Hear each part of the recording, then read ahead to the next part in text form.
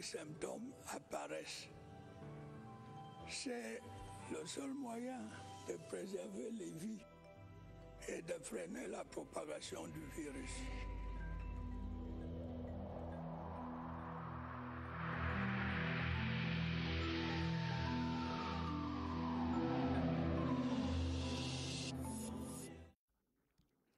Le groupe Dangote, mania des cimenteries, se propose d'investir également dans le pétrole et le gaz au Cameroun.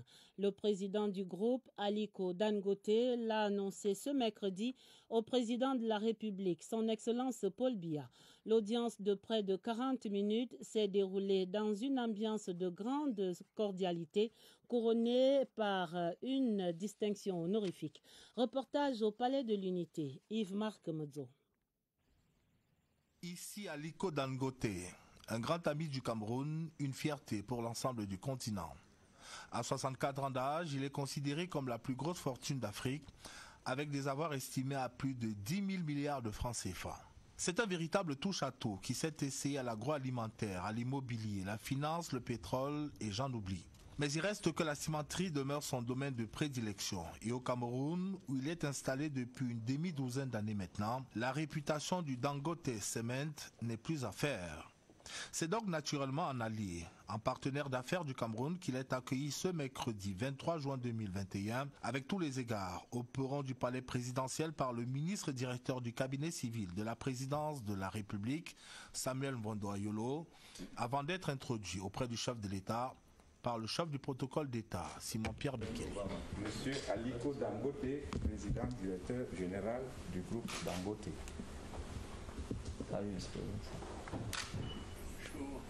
Avec le capitaine d'industrie nigérian, le président de la République Paul Biya va échanger pendant 3 quarts d'heure. Pour Aliko Dangote, il s'agit principalement d'exprimer au chef de l'État camerounais sa profonde gratitude pour l'accompagnement reçu et dans le même temps lui faire part de ses projets dans notre pays. He gave me a great honor. Avant toute chose, permettez-moi d'indiquer que le président Biya m'a fait un très grand honneur en me décernant une distinction honorifique et en me félicitant pour nos réalisations et nos succès en Afrique et au Cameroun. L'un des sujets que nous avons évoqués a trait à la poursuite de nos investissements ici au Cameroun. Nous sommes installés ici depuis quelques années maintenant, mais nous entendons poursuivre nos investissements ici, pas seulement dans la production du ciment, mais aussi dans d'autres domaines comme le pétrole et le gaz. Les premières années de son installation en terre camerounaise n'ont pas été des plus aisées. Mais grâce à l'engagement déterminé des plus hautes autorités camerounaises, toutes les barrières ont pu être levées. L'excellence étant synonyme de douleur, les deux personnalités peuvent à présent se réjouir mutuellement du chemin parcouru et des épreuves surmontées. Un courage et une détermination qui vaudront à Aliko Dangote de recevoir du président Biya la distinction honorifique de commandeur de l'Ordre national de la valeur. Comme vous le savez, lors de notre installation, les débuts ont été laborieux du fait de quelques personnes. Mais le président de la République et ses collaborateurs du cabinet se sont résolument tenus à nos côtés pour nous permettre de poursuivre sereinement nos investissements. Le président de la République nous a véritablement apporté tout son soutien et cette audience nous a offert l'opportunité de lui dire infiniment merci du fait qu'il soit toujours aux côtés des investisseurs et qu'il nous encourage à faire mieux. Ainsi, nous pourrons rendre à ce pays ce qu'il nous apporte comme accompagnement. C'est donc avec la promesse de muscler davantage ses investissements au Cameroun en les diversifiant que l'homme le plus riche d'Afrique va quitter le palais de l'Unité et le Cameroun ce 23 juin 2021. Et tout à côté, à la résidence principale du Palais de l'Unité, prévalait cette même ambiance de cordialité autour d'un thé d'amitié offert par la première dame camerounaise, Madame Chantal Biya, à 9 épouses des chefs de mission diplomatiques et des représentations d'organisations internationales résidant à Yaoundé, une rencontre chaleureuse après une longue période de confinement. Occasion certainement pour l'épouse du chef de l'État et ses hôtes de partager des préoccupations d'ordre humanitaire. Joseph Clément Ongba au Palais de l'Unité. Dans une résidence principale du Palais de l'Unité, rafraîchie par les jets d'eau de cette fontaine qui arrose la devanture de l'édifice, c'est le pas rassuré que les épouses des chefs de mission diplomatiques et de celles des représentants d'organisations internationales sont personnellement accueillies par l'épouse du chef de l'État, Mme Chantal Biya.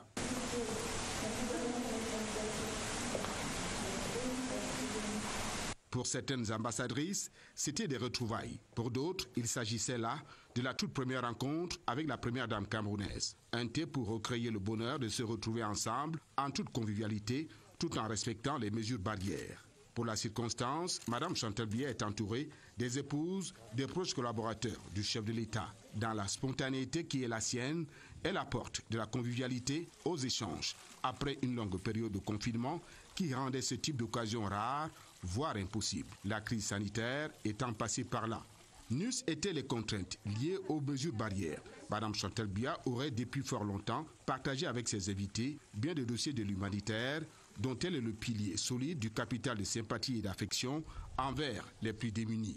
Dans le respect de la distanciation physique, la première dame camerounaise saisit l'occasion pour échanger avec ses acteurs internationaux sur l'importance d'une action plurielle envers les couches vulnérables. Le thé permet ainsi de sceller l'amitié avec les pays d'où ces dames sont originaires. Visiblement, c'était de l'amitié comble des ambassadrices. Les relations seront certainement plus solides dans le cadre du Cercle des Amis du Cameroun. Elles repartent du Palais de l'Unité, munies chacune d'un cadeau, bouquet de l'amitié offert par Mme Chantal Biya. La crise sanitaire va passer, mais l'amitié entre ces pays et le Cameroun va poursuivre son chemin. Ce communiqué de presse pour refermer cette actualité présidentielle sur très hautes instructions du président de la République, son Excellence Paul Biya, le Premier ministre chef du gouvernement, Chief Dr Joseph John Ngouté, préside le jeudi 24 juin 2021 à 15h, c'est-à-dire demain, la cérémonie de pose de la première pierre du projet de construction d'un complexe hôtelier et touristique dénommé Hôtel du Lac. C'est dans la vallée de la Mingoa, à Yaoundé. C'est un communiqué signé par le directeur de cabinet des services du Premier ministre chef du gouvernement, Balungeli Confiance Ebouné. Ouvrons à présent le dossier de la rédaction pour parler ce soir des conséquences des importations sur la balance commerciale qui pèsent jusque dans le panier de la ménagère. Tenez par exemple la farine de blé, le riz, l'huile de palme ou encore le poisson, des produits de consommation en tout cas qui sont de plus en plus chers à cause de leur rareté sur nos marchés. Nous faisons le point de cette situation dans cette enquête que signe Oswald Modon.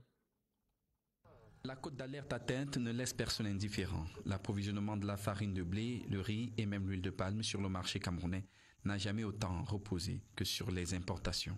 Et déjà, les conséquences de cet état de choses se font ressentir. Le but de l'économie, c'est d'être compétitif.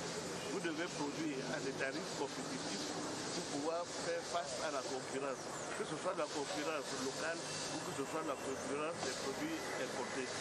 Par conséquent, dans la situation actuelle, où l'on observe une flambée des prix du secteur produits alimentaires, comme vous l'avez mentionné, je pense que c'est une question saisonnière.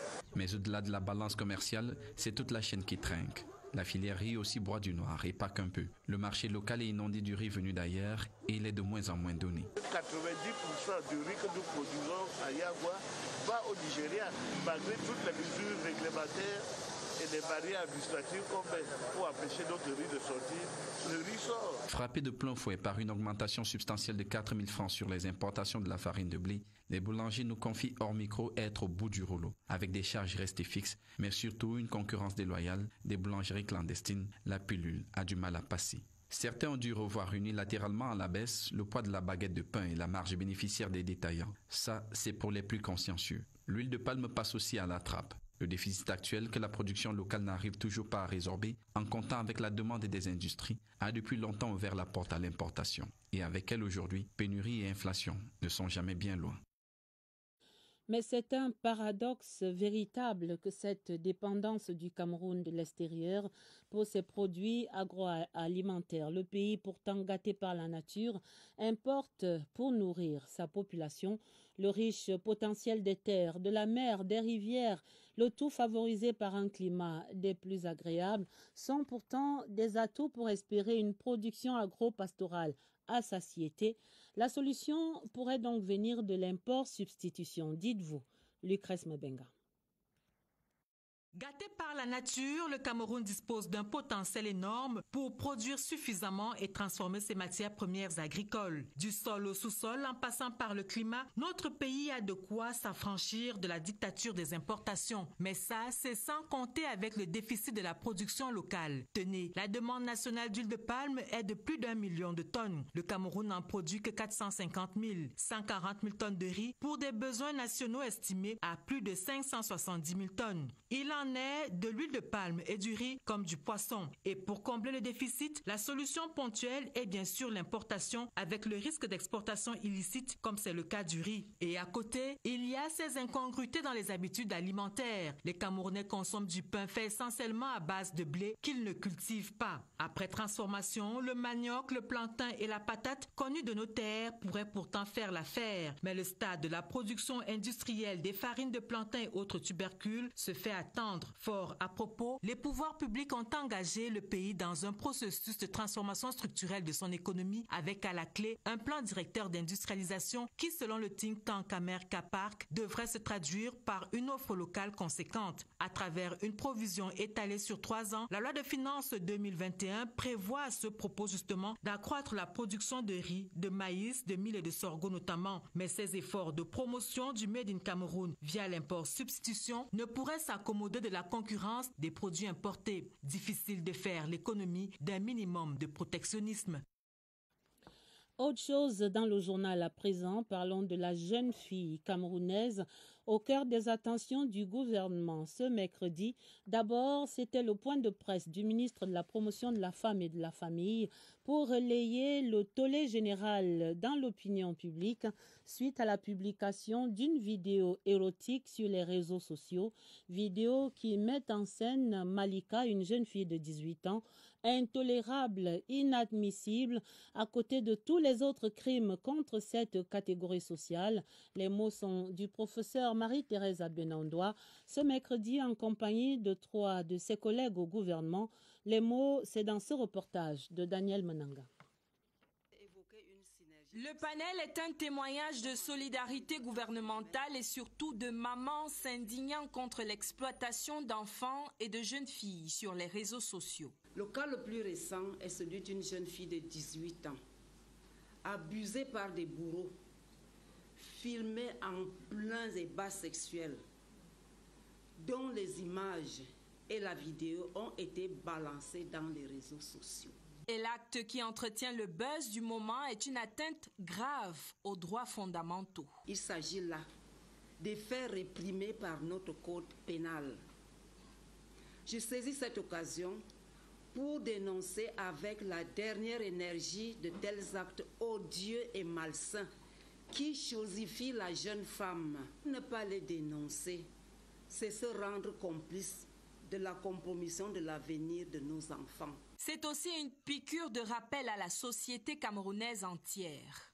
J'en appelle à une synergie d'action de toutes les parties prenantes à la lutte contre ces fléaux pour qu'une lutte sans merci soit menée contre les auteurs. Aux parents, à redoubler de vigilance dans l'encadrement de leurs enfants, en leur inculquant des valeurs morales et éthiques, le culte du travail et de l'effort. Aux enfants, je vous conseille le respect et l'obéissance des parents et la prudence dans tous vos actes, à tourner le dos à la recherche du gain facile, à l'utilisation irresponsable des réseaux sociaux, à la consommation de l'alcool, des drogues ainsi qu'aux mauvaises compagnies. Un énième épisode choquant sur l'état de dépravation des mœurs au Cameroun, à chaque citoyen de tirer les leçons. Côté jardin et plus positivement, voici d'autres jeunes filles, celles-ci férues des TIC, célébrées ce 23 juin, journée mondiale à elles dédiée, et c'était l'occasion pour certaines de dévoiler des projets innovants devant le secrétaire général du ministère des Postes et Télécommunications, président cette cérémonie. Le reportage de Irène Njanafouda. Les TIC sont la source d'inspiration de ces jeunes filles qui font briller leur génie créateur sur la toile. Chacune d'elles a présenté ce mercredi son chef-d'œuvre virtuel au public, prenant part à la cérémonie commémorative de la Journée mondiale des jeunes filles dans le secteur des TIC. Nous avons donc créé une plateforme qui relie les donneurs de sang potentiels à des personnes qui en ont besoin, pour faciliter l'accès au sang et aux dons de sang en temps réel. Ces jeunes filles qui émergent du lot ont su s'investir dans un secteur qui les tire vers le haut. Il y a un concours de circonstances qui fait en sorte que les réseaux de téléphonie mobile donnent maintenant de plus en plus l'accès à Internet. Et donc il faut qu'elles profitent de cela pour pouvoir trouver des débouchés. Le gouvernement promet de les accompagner dans cette belle aventure entrepreneuriale. Le rôle du gouvernement est de promouvoir ce qu'on appelle le rôle modèle. Il est question de permettre donc à la jeune fille de son autonomisation à travers donc les technologies de l'information et de la communication. Celles qui prêchent par l'exemple aujourd'hui serviront donc d'exemple à leurs congénères pour le rayonnement du numérique. Chez les femmes seniors, ce 23 juin est 11e journée internationale des veuves, marquée sous le thème de l'élimination de la violence à l'égard des veuves pour améliorer leurs conditions de vie. Je vous propose un extrait de cet autre plaidoyer du ministre de la Promotion de la Femme et de la Famille, décidément au four et au moulin ce mercredi. C'est un extrait sélectionné par Christelle Beyina. La commémoration de cette 11e édition de la Journée internationale des veuves permet de marquer un temps d'arrêt pour interroger nos us et coutumes dont l'application cause tant de souffrances humaines. Le ministère de la Promotion de la Femme et de la Famille va poursuivre ses actions en faveur de la veuve. Celles-ci portent entre autres sur la sensibilisation des veuves sur leurs droits, le renforcement des capacités des veuves en vue du montage d'activités génératrices de revenus, de la création d'associations et de réseaux d'associations, la remise d'appui financier au matériel aux veuves et aux orphelins, la sensibilisation des leaders traditionnels, religieux et communautaires sur le rôle important qu'ils doivent jouer dans le processus d'humanisation des rites de veuvage et la protection de la veuve en général.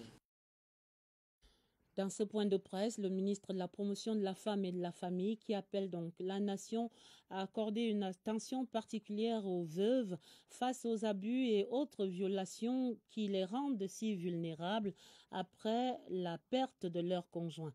Voici un chapelet de quelques-unes de ces vicissitudes quotidiennes telles que confiées ce mercredi à notre reporter Agnès Solange à Bessolo. Le sujet reste lourd et difficile à aborder sans écraser une larme. Même après 14 ans, Idoline parle encore de son défunt époux avec beaucoup d'émotion. Après la mort de mon mari, je ne savais pas que j'allais résister, puisque mon mari, en mourant, n'avait rien laissé. Il travaillait à une société. Même 50 francs à la banque, il n'y avait pas. J'ai commencé à faire le jardin. Comme je ne connaissais pas faire, après tout le jardin s'est brûlé. J'ai pleuré. Après le décès de son conjoint, Rosalie et ses enfants ont été rejetés par la belle famille. La maison, comme mon mari, la maison du village, ils m'ont mis dehors. Je me suis battue. Harcelée, Adèle a dû abandonner l'héritage immobilier construit avec son défunt mari pour s'accrocher à son Dieu. La belle famille a toujours comme l'impression que c'est toi qui as tué ton mari. Tu n'as pas pris soin de lui. La maison, je ne la nourris pas. Elle est en chantier, donc elle va d'abord rester comme ça jusqu'à ce que Dieu va décider. Moi, mon mari était avocat, il n'a pas de pension. Après, on fait la liquidation et c'est terminé. C'est Dieu qui me fortifie. Il est mon appui, il est mon secours. L'illusion d'un retour à une vie normale, en association surtout, parce qu'ensemble, elles se sentent fortes. Même si on me donne même 15 000 pour acheter le riz des enfants, ça me va. Mais pour le moment, là, je me débat, je fais les champs. Des veuves à la merci des belles-sœurs, auteurs des actes de maltraitance assimilés au rite de veuvage au nom d'une mauvaise connivence entre les cultures modernes avec ses lois et les cultures traditionnelles avec ses contraintes. Beaucoup de courage à cette catégorie sociale et sur très hautes instructions du président de la République, le ministre des Transports annonce le lancement officiel du train express sur le trajet Douala-Yaoundé. Demain, ce sera plutôt le jeudi 1er juillet 2021, le voyage inaugural qui se fera au départ de la gare centrale de Bessengue à Douala va permettre de lancer une nouvelle offre de transport par train entre Douala et Yaoundé. 2 trains quotidiens au départ de Douala à 6h et Yaoundé 14h30 vont desservir à l'aller comme au retour les gares d'Edea, Messondo et Seka, Makak et Ngumu. C'est donc signé par le ministre des Transports, Ngale Bibé, Jean-Ernest Massena. Le ministre des Transports qui se joint également au ministre des Mines, de l'Industrie et du Développement technologique pour procéder le vendredi après-demain à 11h à l'hôtel Hilton à Yaoundé à la signature du Memorandum of Understanding pour la construction du chemin de fer reliant Mbalam au port de Kribi. Parlons à présent de la suite des travaux pour la 3e journée de l'Assemblée générale annuelle de Shelter Afrique à Yaoundé. Ce mercredi était consacré à un symposium sur les défis de la politique du logement en Afrique. Un débat, l'urbanisation durable, les tendances émergentes telles que les coopératives qui s'organisent pour des logements à faible coût. Notre reporter Cyril King-Mbepe revient ici sur les idées fortes de ce symposium. La durabilité de l'habitat, disent les experts, passe par la prise en compte des réalités sociales et culturelles des bénéficiaires. Le processus devrait être inspiré par la base. On doit les organiser, les écouter, savoir ce qu'ils veulent. Ils sont un groupe peut-être uniforme, on dira, mais chaque groupe a ses préoccupations. Le symposium de Yaoundé établit que les bidonvilles sont la conséquence d'une politique unilatérale. Quand on construit des villes où il y a des barrières, où on se retrouve plus ensemble dans des espaces de recréement, alors que même le cadre de vie devrait être un espace de recréement. Le rôle des communautés, une tendance émergente en Afrique. Il faut transformer nos défis en opportunités. Les membres de la communauté s'assemblent en coopérative. Ils obtiennent le matériel, puis décident de construire 10 maisons par mois. On commence par Monsieur A, puis on va chez B. Bien pensée, la politique de logement devient source de richesse, d'emploi, d'harmonie sociale et de bien-être. La CRTV prolonge la réflexion sur ce casse-tête du logement en Afrique après ce journal. Restez donc sur cette antenne pour l'émission spéciale que vont co-présenter Robert Biina et Benen Boumagana avec un panel exceptionnel d'une dizaine de ministres africains en charge des questions d'habitat et ils sont au Cameroun pour cette assemblée générale annuelle de Shelter Afrique. L'autre actualité au Cameroun, c'est cette séance plénière spéciale qui se tenait ce mercredi à l'Assemblée nationale face aux députés, le ministre de la Santé publique, pour expliquer la vaccination contre le Covid-19 et la mise en place au Cameroun de la couverture santé universelle. Synthèse de ces échanges, Pulchéri Até. Cette séance plénière spéciale présidée par le vice-président de l'Assemblée nationale, l'honorable Théophile Baoro, a eu le mérite de poser un diagnostic sans complaisance du déploiement de la couverture santé universelle et de la vaccination contre la Covid-19 au Cameroun. 2 sujets d'actualité brûlante qui ont suscité de nombreux questionnements de la part des élus de la nation. Des préoccupations liées au coût du financement du vaccin, sa durée de protection, l'obligation de payer le vaccin ou de se faire vacciner, la revalorisation des salaires des personnels de santé ou encore le taux actuel de la couverture santé. J'ai insisté sur le fait qu'on doit prendre en compte la pharmacopée traditionnelle africaine les meilleures solutions à nos maux doivent venir de nous-mêmes. Pour toutes ces interrogations, le ministre de la Santé publique a apporté des éclairages. Nous avons déjà eu un contrat de partenariat public-privé pour pouvoir déployer le matériel, pour pouvoir faire de l'enrôlement. Le vaccin contre le Covid, le bilan fait aujourd'hui nous donne plus de 100 000 personnes vaccinées. Nous avons un objectif de 812 000 personnes à vacciner. Les élus de la nation ont salué les efforts du gouvernement et se sont dit déterminés à œuvrer pour des soins de santé de qualité et accessibles pour tous.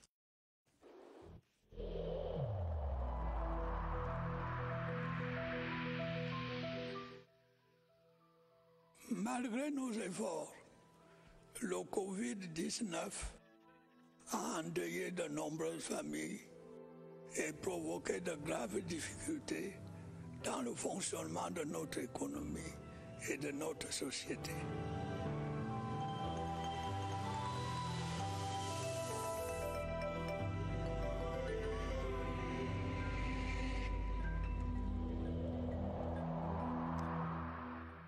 Ce soir, dans cette page spéciale, nous dressons le bilan de la vaccination dans la lutte contre le coronavirus. On compte aujourd'hui près de 103 000 personnes déjà vaccinées au Cameroun. Ce chiffre reste cependant en deçà des projections du programme élargi de vaccination. Il faut encore aller plus loin pour plus d'adhésion au sein de la population et atteindre l'immunité collective. C'est le fameux concept bilan et perspective de toute cette opération de vaccination. Nous allons retrouver Évariste Yenga et son invité. Ils nous attendent au centre des opérations des urgences de santé publique à Messa. Bonsoir Évariste, bonsoir à votre invité. Bonsoir Adèle. En fait, c'était une indication des autorités sanitaires compétentes au début des opérations vaccinales. Atteindre l'immunité collective, c'est vacciner 20% de la population camerounaise, particulièrement les personnes à risque. Aujourd'hui, où en est-on? On en parle avec le docteur Andrea Njoy, il est secrétaire permanent adjoint du programme élargi de vaccination. Docteur, bonsoir. Bonsoir Évariste. Bon, on parle de quelle évaluation d'abord faites-vous du chemin déjà parcouru parlant du vaccin au Cameroun? Oui, déjà il faut dire que depuis le début de la vaccination, déjà le nombre de personnes vaccinées reste encore faible. Donc, il faut encore beaucoup d'efforts pour augmenter le taux de vaccination pour pouvoir atteindre une immunité qui va nous protéger tous. Donc pour ce faire, toutes les mesures sont mises en place pour renforcer la communication de proximité et aussi le nombre de centres de vaccination vont aussi augmenter. Donc d'ici, à partir du 7 au 11, il y a déjà aussi la campagne de vaccination contre le Covid pour essayer de rattraper ces nombres. Mais avant cette campagne, il y aura aussi une formation du personnel au niveau opérationnel pour renforcer les différents et aussi les niveaux centres de vaccination pour qu'on puisse atteindre l'objectif. Je viens d'entendre qu'on a vacciné beaucoup de gens, mais que c'est encore insuffisant. Que faut-il pour atteindre l'immunité collective? Voilà, pour atteindre l'immunité collective, déjà, il faut que la population soit vaccinée. Il faut l'adhésion de la population. Parce que sans ça, on ne peut pas augmenter le nombre vacciné. Donc, c'est pour nous une opportunité d'appeler à la population pour atteindre cette immunité, pour rompre la transmission du Covid au Cameroun. Il faut que la population adhère à la vaccination. Merci, docteur Njo. On l'a bien noté. Bien de personnes sont déjà vaccinées, mais cela reste insuffisant. Il en faut davantage pour atteindre l'immunité collective. À vous le plateau. Merci Évariste, merci à votre invité. La suite du journal pour cette cérémonie conduite par le ministre d'État, ministre de l'Enseignement supérieur, Jacques Famdongo, qui procédait hier mardi à la remise des distinctions honorifiques à titre posthume aux familles du professeur Michael Aletum També et de Louis-Marie Djambou. Le président de la République élève ses savants au grade de commandeur de l'Ordre national de la valeur, on l'a dit, à titre posthume, une reconnaissance pour ces éminents chercheurs et enseignants, meneurs d'hommes aguerris et responsables de la bourse des valeurs scientifiques. Ils ont honoré le Cameroun dans ce domaine des sciences. Nous allons à Douala pour ce départ en congé à l'établissement scolaire Rousseau International School. C'est dans le quartier Bonapriso, dans le premier arrondissement de Douala, l'établissement qui vient d'effectuer donc sa toute première cérémonie solennelle de graduation depuis sa création. Nous allons voir cela à Douala avec Alvin Baonganzi. L'année scolaire qui s'achève aura été fructueuse pour les élèves et enseignants de Rousseau International School, avec un pourcentage de réussite qui frise les 100% de la maternelle en terminale. Une fierté pour l'administration qui voit en ses résultats la récompense du travail abattu. L'objectif pour nous, c'est d'être meilleur dans notre domaine d'école internationale, comme stipule par exemple notre slogan Inspiring Excellence Building Character. La cérémonie solennelle de remise des parchemins a donné l'occasion aux apprenants, des plus petits aux plus grands, de restituer en quelque temps les connaissances acquises au courant de l'année scolaire. De riches moments d'émotion, meublés par plusieurs activités ludiques autour du thème de l'excellence, sous le regard admiratif des parents qui apprécient les résultats, fruits de leur sacrifice. Rousseau est une place d'excellence. Je suis très fière d'avoir envoyé mes enfants ici. Les élèves les plus méritants ont bénéficié des primes spéciales allant de 250 à 500 000 francs CFA, de même que les enseignants qui se sont distingués par la qualité de leur travail. Nous avons offert les bourses scolaires. 4 élèves ont bénéficié de 500 000 chacun et 10 élèves ont eu 250 000. Nous sommes particulièrement contents d'avoir développé nos activités de base. Les enfants en Europe et aux États-Unis ont déjà développé ces talents depuis l'âge de 5 ans. Notre vision est celle de donner les mêmes opportunités à nos apprenants. Rousseau International School est engagé dans la formation optimale des enfants avec des effectifs réduits et appliqués à la maîtrise de l'anglais, du chinois et du français pour une intégration parfaite des jeunes dans le monde socio-professionnel. Avant de refermer ce journal, je signale ce télégramme officiel de félicitations du président de la République, son Excellence Paul Biya, qui a écrit à son Altesse Royale Henri, grand-duc du Luxembourg. C'est à l'occasion de la célébration ce 23 juin de la fête nationale du Grand-Duché du Luxembourg. La fin de ce 20h30, le journal préparé avec la collaboration de Joël Igor Abanda, de Auguste Angononga et de Christelle Beina. Retrouvez immédiatement cette émission spéciale consacrée à la quête de l'habitat décent au Cameroun. Retrouvez donc l'audio Aimé Robert Beina et Benen Boumagana avec un panel inédit d'experts et de ministres en charge de ces questions d'habitat à travers le continent africain. Très belle soirée sur toutes nos antennes. Et à demain, 20h30.